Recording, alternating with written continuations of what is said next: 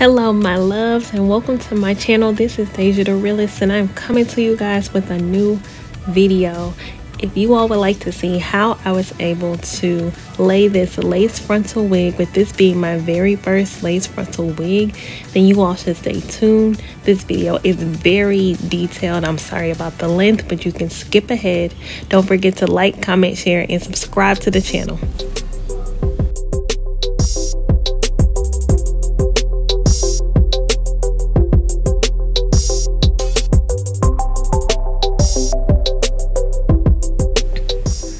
Okay, so here everything that you see is exactly what you get in the box. This is the wig right out of what in the world, right out of the bag. You have your flat iron, your wig caps, your mirror, that's what that rectangle gold piece is there, your satin wrap for your edges, your edge brush slash comb, and then a little pouch to store these things in. Okay, so once again, I am going to be using a unit from LuvMe hair. The unit is a 13x4 lace frontal glueless wig, 16-inch body wave. I thought that would be short, but it actually turned out to be pretty long on me, so I don't know, I guess depending on what you really like. I was going for a more natural look, so that is why I went with the 16-inch. I wanted the body wave. It is a 180% density. I went ahead and decided to do a voiceover here because I got a little wordy on this part, and yeah, I really didn't want to use this full clip. But this is me showing you the hair before I shampooed it, before anything. This is how I received the hair. This is how it looks out of the bag, besides the fact that I did take my paddle brush and like brush it a couple times. But aside from that, I hadn't done anything. This comes already with the black elastic band in the back, and it has a few clips on the inside as well. And so yeah, I'm gonna go ahead and continue showing you guys the step-by-step process I took to get this wig completely ready to lay. Okay, so next I want to show you guys how the unit looks on the foam head, so you can really get the full feel of how it possibly could look on your head. You can see once I put it on there, the pre-plucked area. I don't think I mentioned that before, but this is a unit that comes pre-plucked, and they also make the knots in the front of the wig smaller, which is pretty nice. Okay, so since I'm gonna try this water dyeing method, I decided to use this bowl. I'm gonna test it out first though to see if it is big enough for me to do what I am attempting to do. Let's see. I don't know, you guys. I don't feel like this bowl is big enough. I tried to use a black bowl that I don't use very often. I saw that others used a bucket that they purchased, so I'm just gonna go grab a bigger bowl. So right here I am combining the chemicals and preparing the hair dye. I am using blue black. It's natural blue black and black here.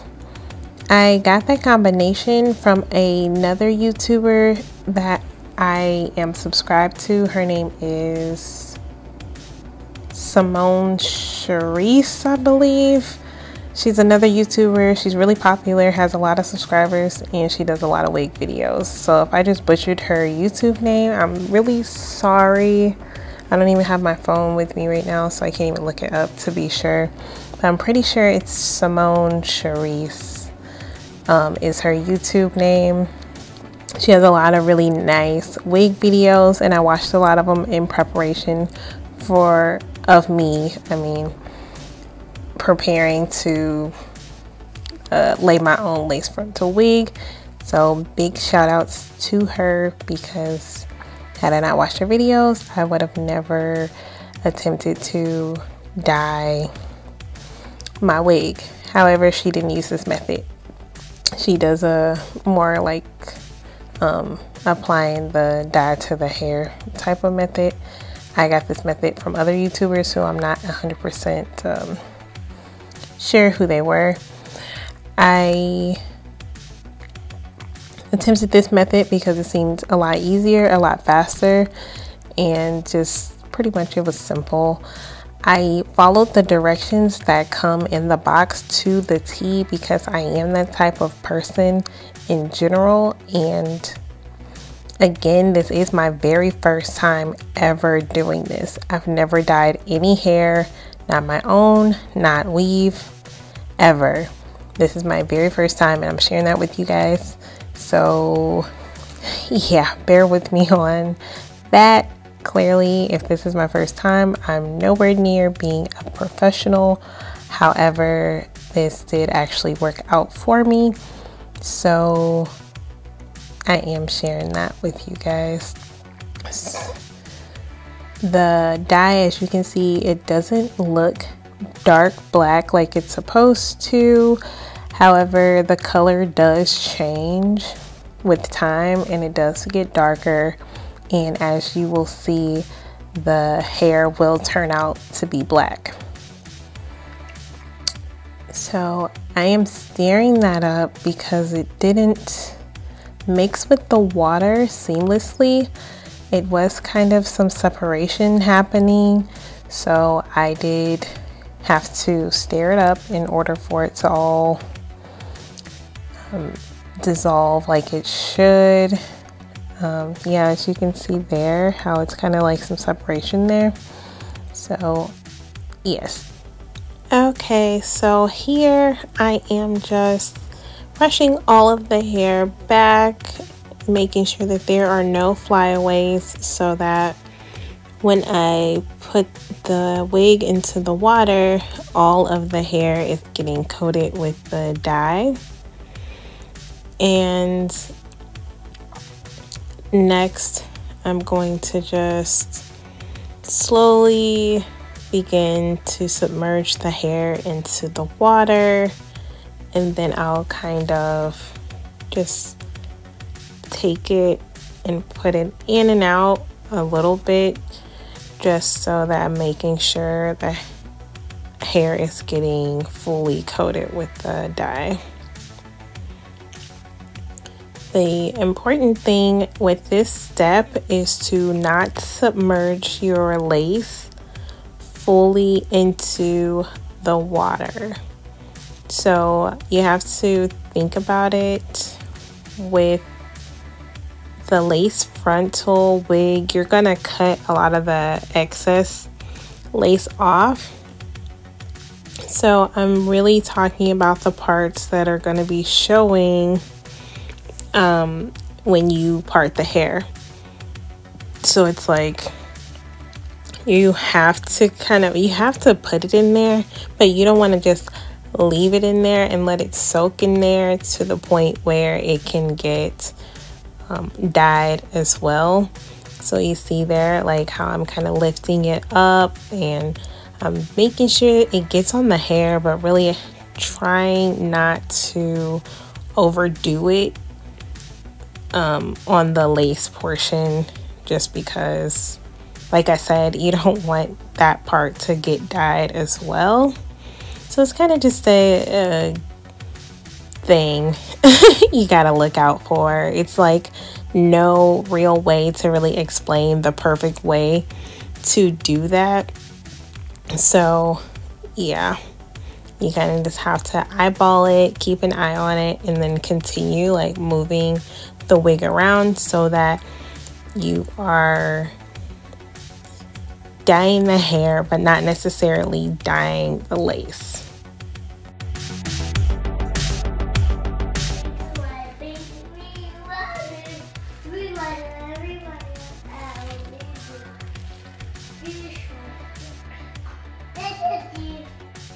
Okay, so next the instructions said to continue rinsing the hair until the color stopped coming off.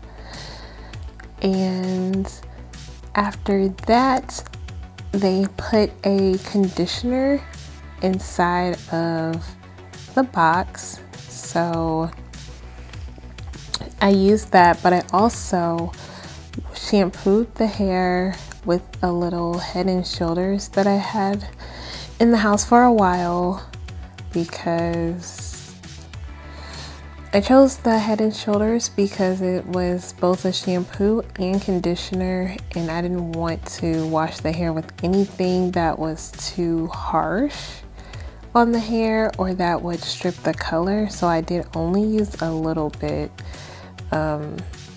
because I had not washed the hair at all since I received it, and I just know that it needed to be washed. Now, in the future, I think it would have been smarter to wash the hair, let it dry, and then dye it, and then just go straight into conditioning it afterwards. I'm not really sure. If you guys have any expertise on that, you can please comment them down below and let me know what would have been the best way to do this. But I didn't see anything saying not to shampoo the hair on the instructions, so I felt like it was okay for me to do so. And as you will see, once I am completely finished with this part, the hair did still turn out to be really dark. It does start off dark, but I think you'll see what I mean about how the hair did take the dye pretty well. I was very happy with the results because my natural hair is also a 1B in color, especially when there is no products in my hair. My hair color naturally is pretty dark, and I wanted this wig to imitate the look of my natural hair, basically how it looks when I have my natural hair in a silk press style. Now you see I am applying the conditioner that comes in the box, and I plan to just let that sit for a few minutes like it says in the instructions, because I was worried about doing something other than what they instructed, because I really didn't want this to not turn out right. So I think here you can really tell how dark the hair turned out. I know that it's wet, but still, I see it. I hope you guys can also tell that the hair took to the dye really well. The lace, as you can see, did not get dyed, which is great. So I know that I must have done something right. Okay, so next we're going to bleach the knots.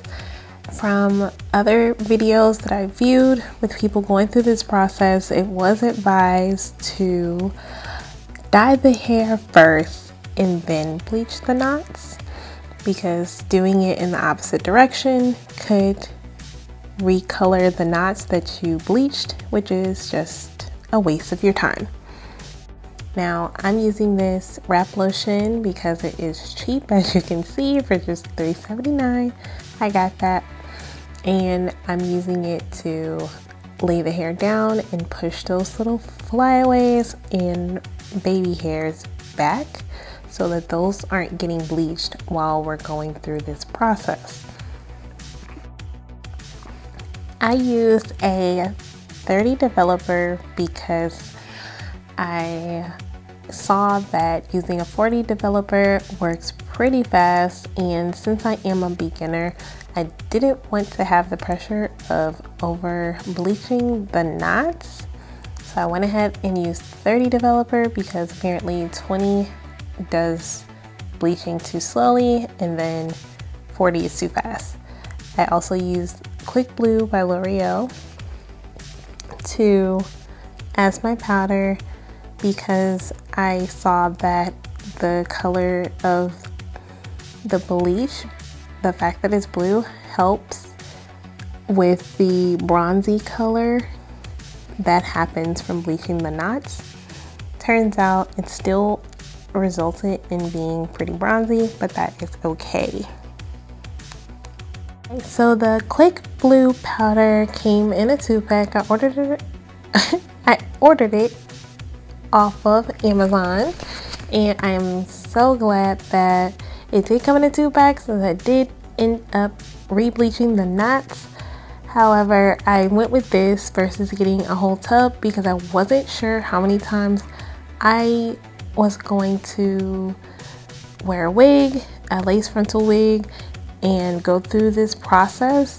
So since this was my first time, I didn't want to buy more products than was necessary. I also ordered the bottles, so I kind of just got whatever they had of Developer, but any time that I had the chance to get a small amount of what I needed for this process, that's what I did, just because, like I said, I wasn't sure if I was going to be doing this again. I also want to add that I used that bowl because it's already kind of trashy and I didn't care about throwing it away after I was finished with this process. However, I would not recommend using a square bowl to do this. That was a mistake because I wasn't able to really mix all of the ingredients like I really needed to. So the directions said to add 2 ounces of Developer to the bleaching powder. I didn't have anything that measured that small besides that shot cup there, which, you know, if you know, you know, you might be familiar with that guy. But yeah, I filled it up to the line that is most prominent there. I don't know if you can really tell. Nevertheless, I used that and it seemed to work out, but I was a little bit nervous about adding too much Developer, and I feel like the mistake that I made with this was that I did not add enough. The mixture was not as creamy as it should have been in order for it to seep through the lace and bleach the knots thoroughly, at least within the amount of time that I let it sit on there. Now, the second thing that I improved when I did the bleaching process for the second time was how I applied the bleach to the wig. I saw someone else do it this way, so that's why I did it this way. But honestly, it was difficult once I got a lot of bleach on the wig because it weighed it down and it no longer held the shape that it's holding right now. It started like falling forward and kind of just getting on the cloth there that goes on your head. So it was a little bit difficult for me to apply it this way, and that could be part of the reason why it did not take very well. The next thing that I want to point out, I'm not sure if you all can tell from what you see here, but on the left side of the screen, I started from the top of the front, I guess, of the wig, and then worked my way back when I was adding the bleach. But in the front, the knots are smaller, so they bleached faster than the knots did in the other areas of the lace frontal. So when I did this for the second time, I knew to start farther back, like from the back, and then work my way towards the front of the frontal. So if you all have that same thing happen, or your wigs are set up the same way, then you can do the same thing and just add the start from where the knots are biggest and then work your way in the direction of where the knots are smallest, because the knots are most likely going to be bleaching faster if they are smaller in comparison to the ones that are the knots that are larger. I will admit that me doing it this way resulted in a lot of flyaway hairs kind of getting into the bleach. However, I was able to wipe the bleach off with a wet paper towel, and I didn't have any issues with the hair being bleached. So I felt like that was a good thing to learn throughout this process. You can quickly correct the problem just by wiping it off the hair with like a wet paper towel, or maybe a wet towel or something. I went with the paper towel because it's smaller, a little easier to control without making too much of a mess.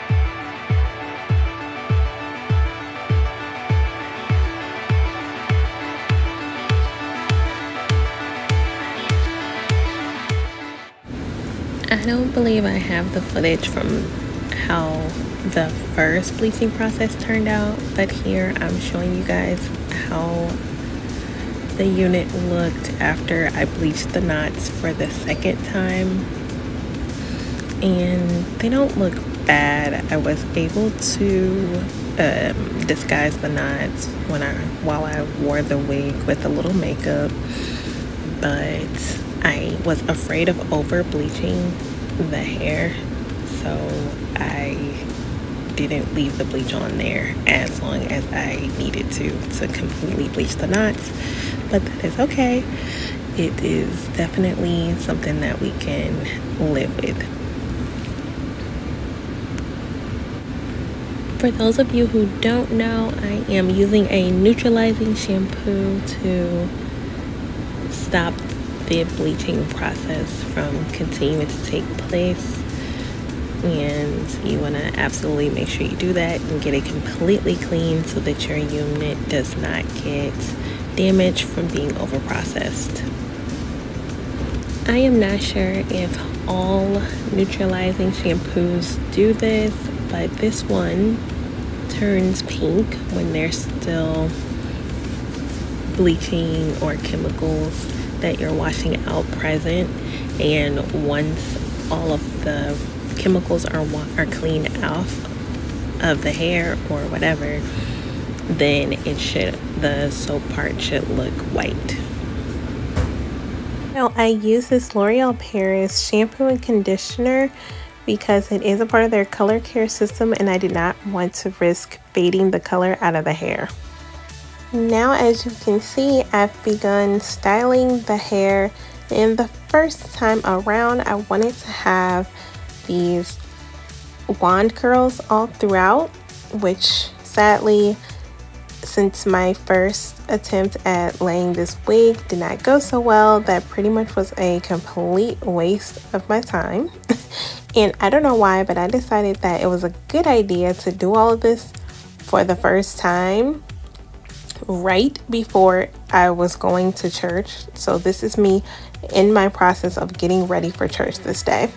Yeah, I wouldn't recommend. That was not my best idea. Needless to say, I definitely missed church. I had my kids like dressed and ready and waiting for me, and then we end up missing church, which in my defense, church only lasts for an hour.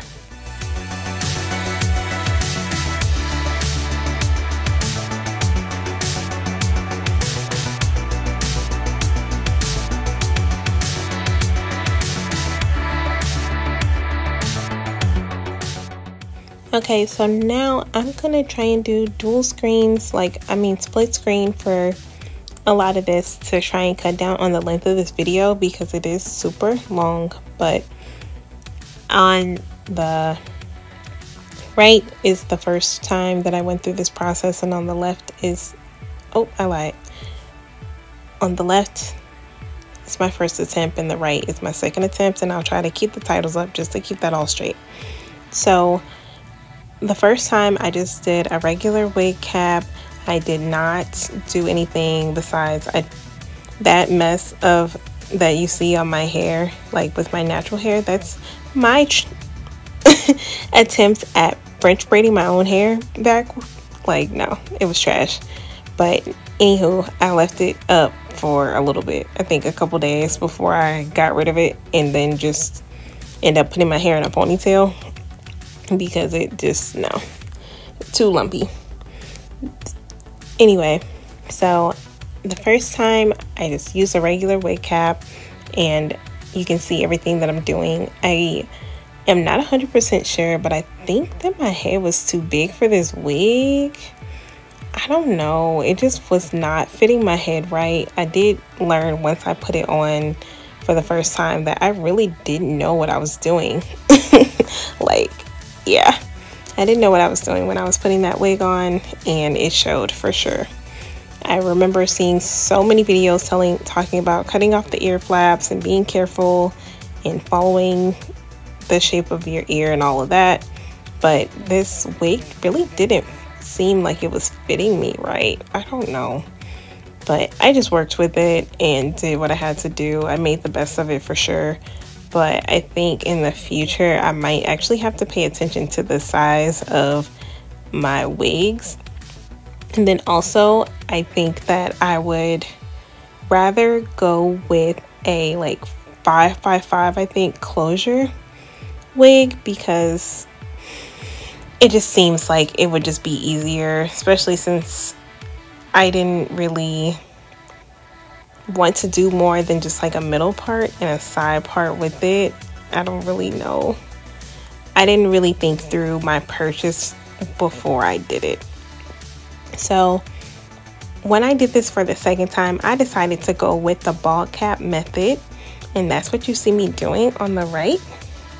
And there I also decided to use a stocking instead of a wig cap because I saw a couple videos, or maybe even just one, telling me that the stockings are kind of like a thinner material, or just a better material for melting in with your skin. And I would have to say, based on the fact that I've tried doing the ball cap method with the wig cap and doing it with the stocking, that I do like the stocking better.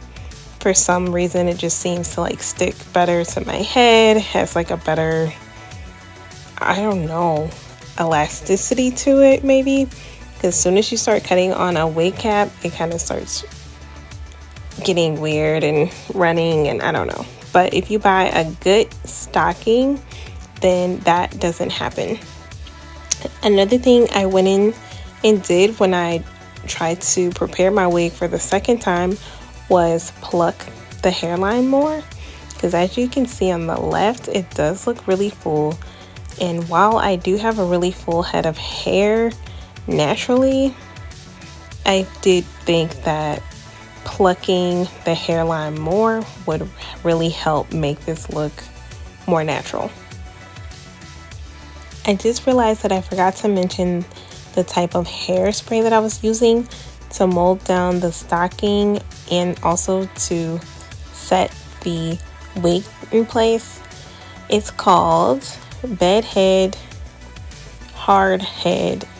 So Bedhead is the brand, I believe. It says TG on it. I'm literally reading off the bottle right now. TG Hard Head Hairspray Extreme Hold. So I know that when most people are doing this, they pretty much swear by the Got To Be Glue freeze spray, and I'm not knocking it because honestly I haven't even tried it for this yet. But I was doing a lot of research and investigating before I attempted this, and I really wanted it to be perfect, and for some odd reason I just wanted to see what else was out there besides the Got To Be Glued, because I'm like, there just has to be more out there. And I did find a YouTuber who swore by this one. She was originally a big fan of the freeze spray, but then used this and she really liked the fact that it didn't have a strong and weird smell, and it was really good, and she could work out with it and all those things. And I can honestly say that I slept in my wig for 4 days. I sweat in my sleep. all types of things. I don't think I worked out, but I did all types of things, and I definitely did believe that this hold spray was really, really good. After all of that, I still had to work to get the wig cap, or actually the stocking, off my hair because I had sprayed it so many times that it was really, really stuck on there pretty good.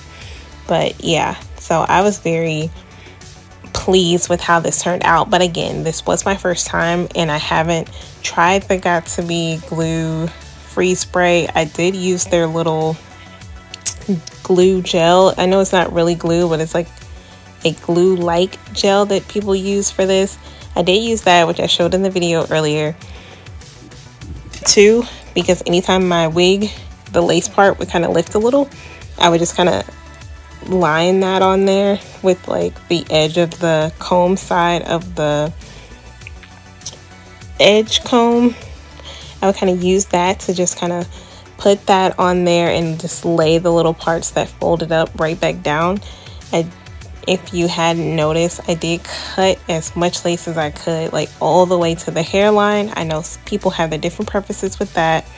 I'll say different strokes for different folks. When it comes to that, I really like not having as little lace as possible. I really, really did not like having any lace, and so I cut the lace off accordingly. Okay, so I do want you guys to know that I do see the bronziness of the lace there. I saw it in real life as well, and I did end up having to fix that. I tried to be lazy and ignore it, but no, that's not gonna work when you really want good results.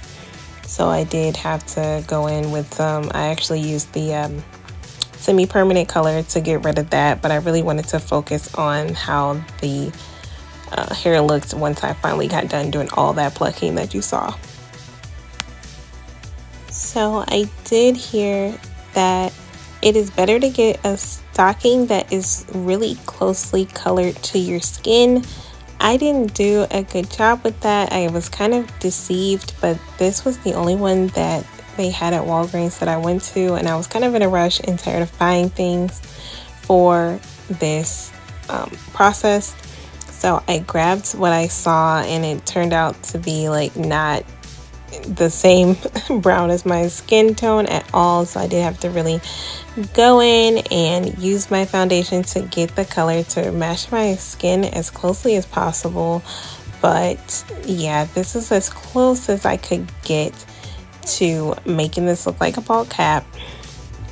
The weird thing is that when I put foundation on, I never put it on my forehead. I always just put it like either my under eye or my cheeks, just to clean up how my skin looks and maybe give myself more of like a flawless look. But when I put foundation on my forehead, it looks really weird and like makeup-y, and I didn't like that. It looks very, very natural and like I have nothing on whenever I just let my forehead be, and then just add a little makeup, a little foundation to cover up my spots or something like that. So my foundations didn't match my forehead, basically. Long story short, but I did my best. I worked with it, all these obstacles, and I still was able to get great results, which I am going to try and just like skip ahead and show you guys how this all turned out.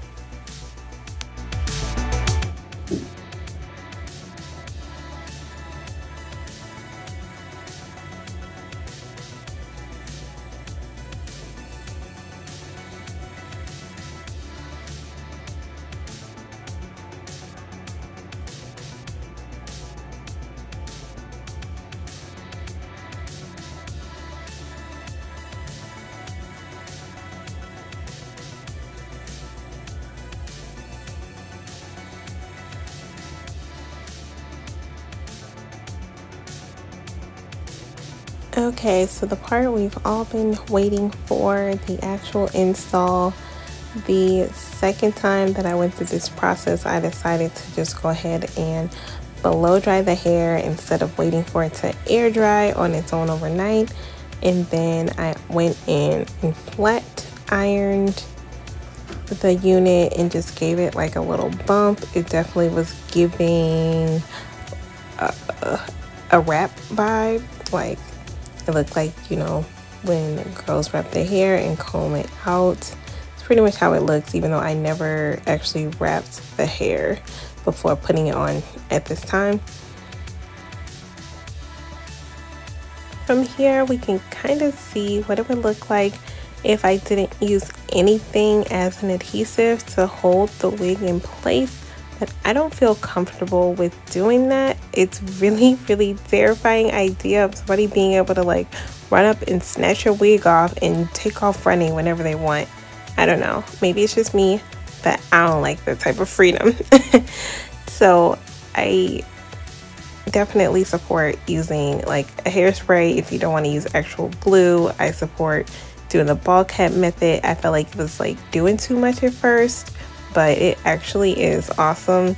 My edges were just fine after me kind of wearing my wig for about 3 weeks, if not longer, and I would take it off maybe like after the end of the week type of thing, and maybe wear my own hair out for a couple days and then put the wig back on. But nevertheless, my edges are still intact, they're fine, and I just like was really happy with how this ended up turning out when I went through and did this for the second time.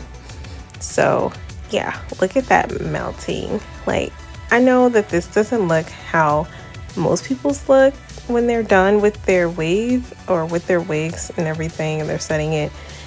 I don't know, but I am really happy with this. Like, I like seeing the hair lay down on my face. Like, to me it makes it look more real. Nevertheless,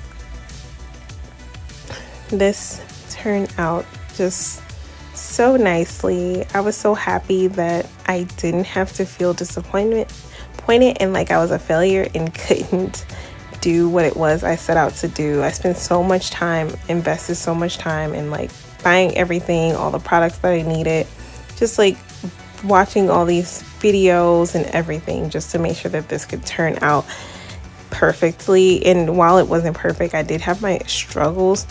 I really wanted to share all of this with you guys because I wanted you to see how,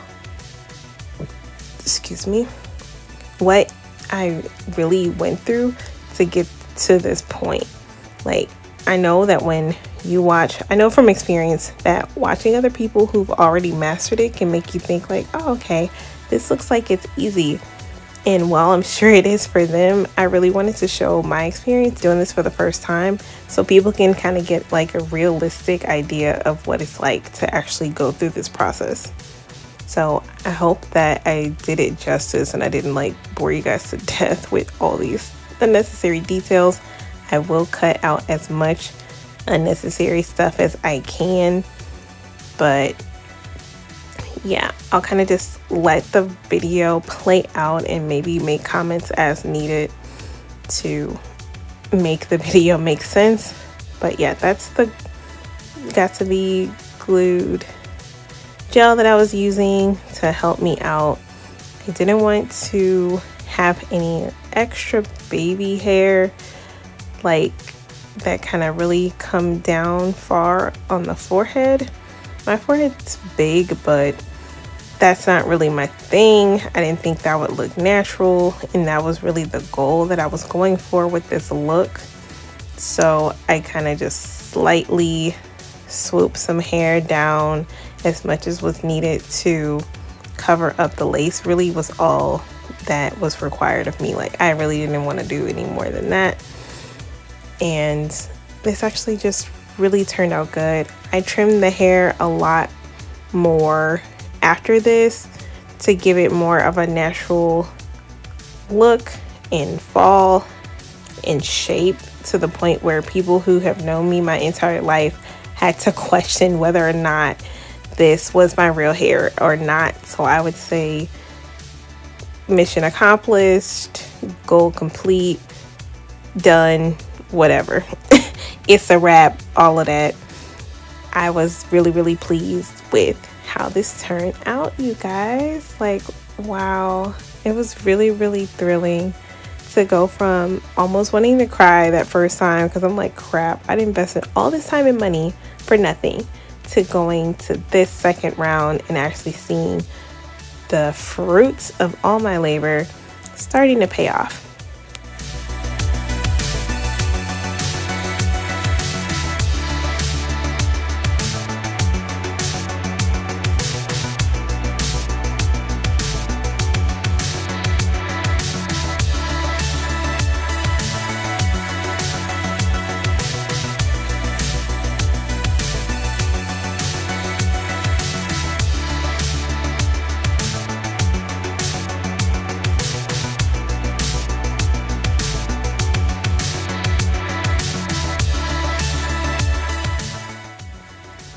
Here I'm just taking the hot comb to my unit scalp to flatten it and just really make it look like my own scalp, and that actually worked so well, you guys. Like, if you can't tell from what you're seeing here, I can tell you that using that, or anything, I'm not sure, people have their preferences of what they like to use to lay their hair down, but using this hot comb to lay this unit as flat as possible, even with me having that those lumpy braids underneath, just worked out so well with making my unit look flawless and look like it's actually my real hair.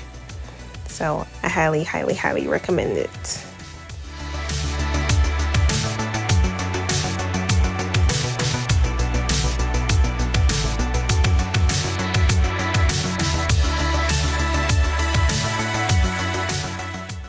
Well, alright you guys, that's pretty much it. I can literally sit up and primp and pry on my hair until the world ends.